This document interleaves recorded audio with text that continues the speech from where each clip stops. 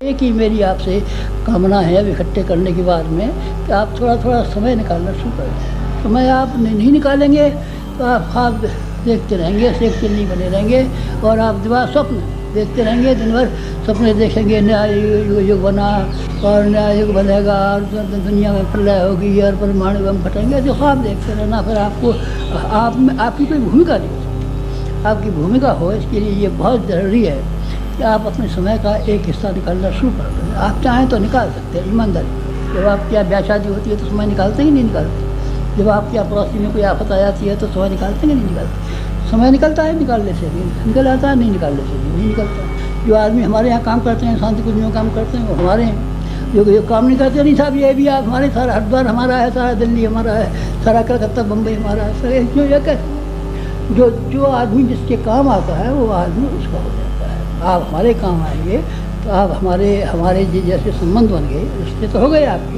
आपके हमारे, लेकिन रिश्ते के पीछे जो सार्थकता और जिम्मेदारी जुड़ी हुई है, अब बात उसी की रह जाती है। आप उसको और पूरा कर डालें तो मज़ा आ जाए। क्या कर डालें?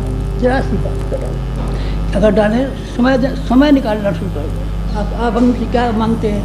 हम आपसे रुपया मांगते हैं, न पैसा मांगते हैं, न धन मांगते हैं, न ज़मीन मांगते हैं, न जायदाद मांगते हैं, न दावत मांगते हैं, कुछ नहीं मांगते। हम आपके समय में से एक हिस्सा मांगते हैं। एक हमको भी रिश्तेदार बना लीजिए। आपके घर में 9 आदमी हैं, 9 आदमियों के लिए आपको समय निकालना पड़ता है। 10वें आदमी हमको मान लीजिए और ये भी नहीं निकाल लीजिए। माँ के बच्चे 4 होते हैं, 3 बच्चों को गोदी में खिलाती है, छोटा नया हो जाता है, उसको भी संभालती है। हमको भी हमारा मान लीजिए और ये भी समय निकाल दीजिए। तो हमारे लिए समय निकाल देंगे तो क्या हो जाएगा, तो बहुत मज़ा आएगा। तो क्या करेंगे, आप सारे के सारे क्षेत्र में एक प्रकाश स्तंभ हो जाएंगे। समुद्र के बीचों बीच में एक खंभा खड़ा रहता है, उस खंभे में लाइट जलती रहती है। उधर से निकलने वाले जहाज और नाव सबको रास्ता मालूम पड़ता है। चट्टानें ठोकर मत खाना, चट्टानें ठोकर मत खाना, उधर से निकल जाते हैं। हज़ारों नावों की रात भर निकलती रहती है, सबकी निकास रहती है। ये प्रकाश का स्तंभ। आपको मैं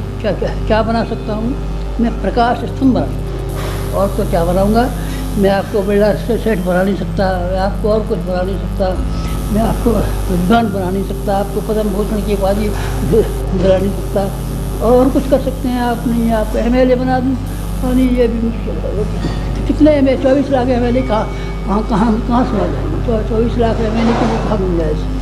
इसलिए मैं ये तो नहीं बना सकता, पर प्रकाश स्तंभ बना सकता हूँ कि आप अपना व्यक्तित्व और अपने जीवन को आगे रख करके लोगों को सलाह और सवेरा दें, लोगों को बताएं कि किस तरीके से जीवन यापन करना चाहिए। नए निर्माण के लिए हमको बहुत समय की ज़रूरत पड़ेगी। जब आप देंगे तो दूसरे आदमी भी आपकी देखा देखी देंगे। आप शराब पिएंगे तो दूसरे आदमी आपकी देखा देखी शराब पी लेंगे। आप बीड़ी फूकेंगे तो दूसरों का भी मन चलेगा कि हमको भी इनकी नकल करनी चाहिए। आप थोड़ा समय दे दीजिए हमको। ये दें साहब के गरीबों के लिए कंबल बाँट दीजिए, मत बाँट दीजिए। अब की बार वो कंबल आप बाँटेंगे, बस फिर आप जब फटेगा फटोलेगा नंगा। हम सजावट खोलेंगे, आप सजावट खोल देंगे, लेकिन अभी आप खिला देंगे, शाम को फिर वो भूखा मिलेगा, किसी और के दरवाजे में खड़ा होगा। आप लोगों की स्वाभाविक ज़रूरत तो पूरी कर सकते हैं। किसी को बाढ़ आ जाए, कोई और ऐसी मुसीबत अग्निकांड हो जाए, इसमें आदमी के कपड़े जल गए, सब नहाने को कोई पड़ता ही नहीं है, तो ठीक है, आप अपना प्रोत्साहन दे दीजिए।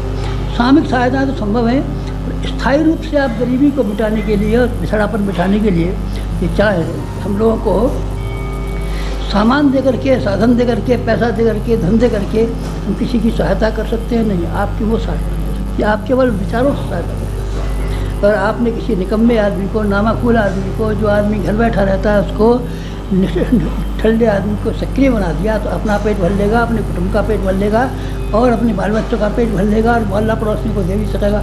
अगर आपने किसी निकम्मे आदमी को कारगर बना दिया तो ऐसे ही विचारहीन व्यक्तियों को विचार दिया तो आपने सब कुछ कर दिया। आज की समस्याएं सिर्फ एक समस्या है और कोई समस्या नहीं। आदमी विचारों की दृष्टि से, बौद्धिक दृष्टि से, भावनाओं की दृष्टि से बड़ा कमज़ोर हो गया। गंदा दिमाग आदमी का, गंदा चरित्र आदमी का, जाने क्या क्या मुसीबतें खड़ी कर देता है। 24 घंटे ताना बाना बनता रहता है, केवल एक ही ताना बाना बनता रहता है कि किस तरीके से मैं गिरूँ और किस तरीके से दूसरों को लेकर डूबूँ।